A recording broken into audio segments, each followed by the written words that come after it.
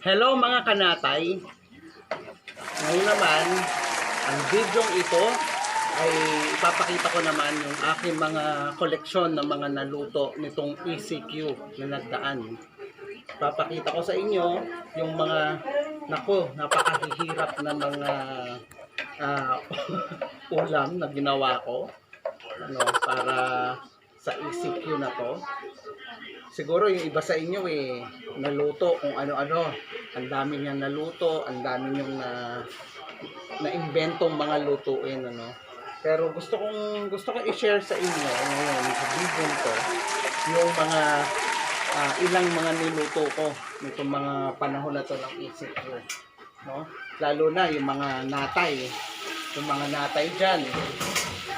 Yung mga natay, nanay na, tatay pa. Yan. Kung ano-ano siguro na iisip nyong ihanda para sa mga anak ninyo. Kaya siguro kung ano-anong mga koleksyon ng pagkain ang nai-prepare ninyo ngayong ECQ. At ngayong nasa GCQ, yan, General Quarantine tayo. Papatuloy pa rin siguro, Marami pa rin tayong magagawang mga pagkain para sa mga anak natin. At alam ko, mas special pa doon sa mga pine-prepare ko, Mas special pa yung ginagawa ninyo para sa mga kids ninyo. So, kahit na doon sa mga love ninyo, Kaya sa aking video na to ay ibabahagi ko lang naman yung ilang mga niluluto ko na mga ulam para sa aking mga anak, at siguro makaka-relate din kayo dahil nagluto na rin kayo nito during ng ECQ na to. Ngayon, ang aking niluluto ay ang napakasarap na isa sa mga favorite ko, ginataang manok. Ginataang manok?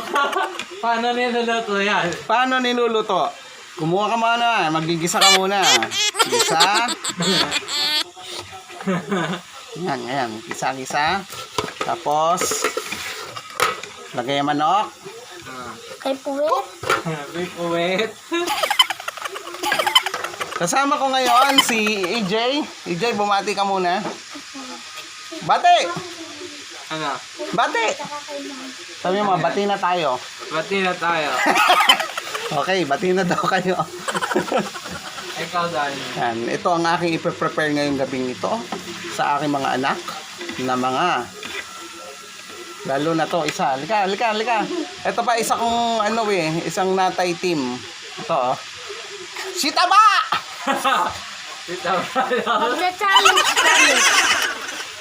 Challenge. Talo ka naman sa akin sa challenge. Subscribe. Talo siya sa akin sa challenge.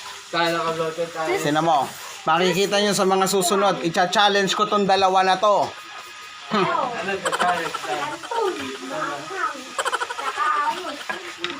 Lapit. Medyo matagal pa ang proseso pero okay na yon. Papakita ko na sa inyo ang aking mga niluto nitong ECQ na to. Ito na!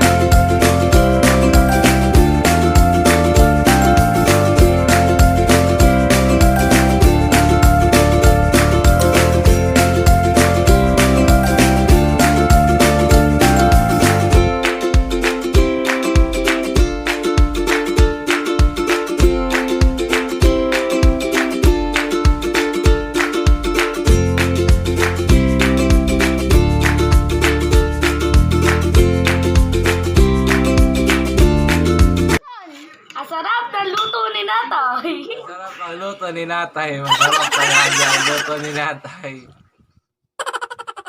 Maraming salamat sa panonood ninyo ha. Kung nagustuhan nyo ang video na ito, please subscribe.